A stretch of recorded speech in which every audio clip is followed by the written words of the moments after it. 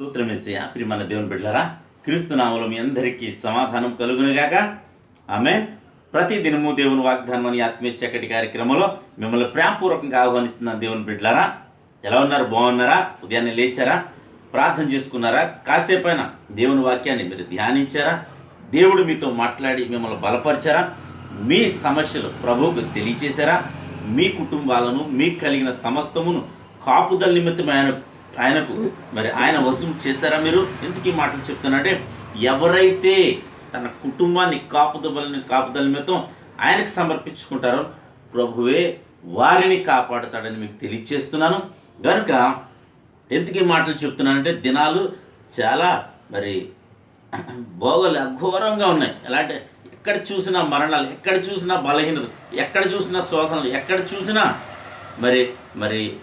ప్రమాదాలుకి గురవుతున్నారు ప్రజలు. కానీ ప్రియమైన దేవుని బిడ్డలారా, నీవెప్పుడైతే ప్రార్థన చేసుకుని దేవునికి దగ్గరగా నీ కుటుంబాన్ని కాపుదల నిమిత్తం ఆయన చేతులకు అప్పగించుకుంటావో, ఆయన నిన్ను సురక్షితంగా, నీ కుటుంబాన్ని సురక్షితంగా, నీ కలిగిన దాని అంతటిని సురక్షితంగా ప్రభువే ఉంచబోతున్నాడు అని తెలియజేస్తూ, ప్రతి దినము దేవుని వాగ్దానం అని ఆత్మీయ చక్కటి కార్యక్రమంలో వాగ్దానాన్ని చదువుతున్నాను.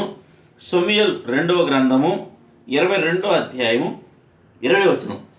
నేను ఆయనకు ఇష్టడును గనుక ఆయన నన్ను తప్పించెను. దేవునికి స్తోత్రం. హల్లెలూయా. కింద నా నీతిని బట్టి ఆయన నాకు ప్రతిఫలం ఇచ్చాను, నా నిర్దోషమును బట్టి నాకు ప్రతిఫలం ఇచ్చాను.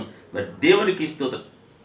చక్కటి వాగ్దానం ద్వారా ప్రభు మనతో మాట్లాడి మనలను బలపరుస్తున్నాడు. కనుక ప్రియమైన దేవుని బిడ్డలారా, ఇక్కడ ఏమంటున్నాడంటే, నేను ఆయనకి ఇష్టడు. దినం దేవునికి ఇష్టడుగా జీవిస్తున్నావా? దేవునితో నడుస్తున్నావా?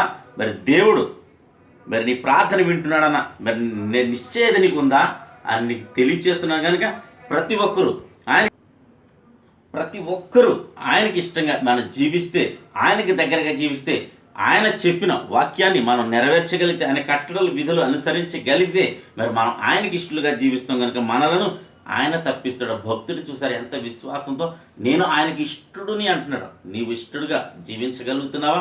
దేవునికి ఇష్టడు అంటే చాలా ప్రాముఖ్యమైన విషయం. కనుక ప్రతి ఒక్కరూ దేవునికి ఇష్టలుగా జీవించండి, దేవునితో నడవండి.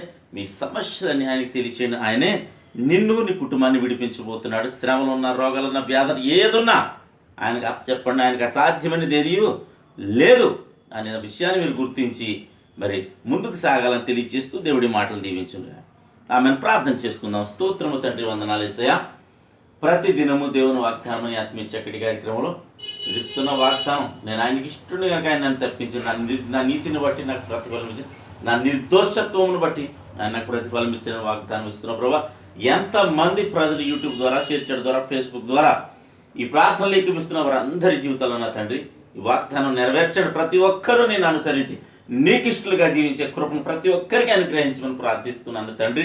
అలాగే ప్రభా, ఎంతమంది రోగులు ఉంటే ప్రభా వారిని స్వస్థపరచండి ప్రభా. శాపం నుండి, పాపం నుండి ప్రభా, నన్ను ప్రతి రకమైన శ్రమ నుండి ప్రతి ఒక్కరిని విడిపించమని ప్రార్థిస్తున్నాను తండ్రి. యవనస్తులు చక్కటి సంబంధాలు అనుగ్రహించమని ప్రార్థిస్తున్నాను. గర్భఫలాలు తెరవబడును కాకని ప్రార్థిస్తున్నాను తండ్రికి స్తోత్రం. ఎవరిది ప్రభా నేను మ్యారేజ్ను, బర్త్డేను పెట్టి యేసుక్రీస్తును దీవిస్తున్నాను తండ్రి. కొంత మీరును దీవించమని, నీ అభిషేకంతో వారిని నింపి సంవత్సరం అంతా దయ కిరీటంగా ఉంచమని, నేను ఎవరెవరు ఏ అవసరతలు ప్రతి ఒక్కరి అవసరాలు తీర్చమని యేసు నామముని ప్రార్థన అడుగుతున్నాం పరమ తండ్రి.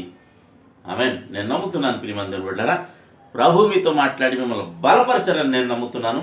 నన్ను బలపరిచాడు, నిన్ను బలపరుస్తాడని నేను నమ్ముతున్నాను. కనుక ప్రతి ఒక్కరూ ఈ వీడియోని లైక్ చేయండి, షేర్ చేయండి, ఛానల్ సబ్స్క్రైబ్ చేసుకుని దేవుడు నిన్ను, కుటుంబాన్ని దీవించునుగాక. ఆమేన్.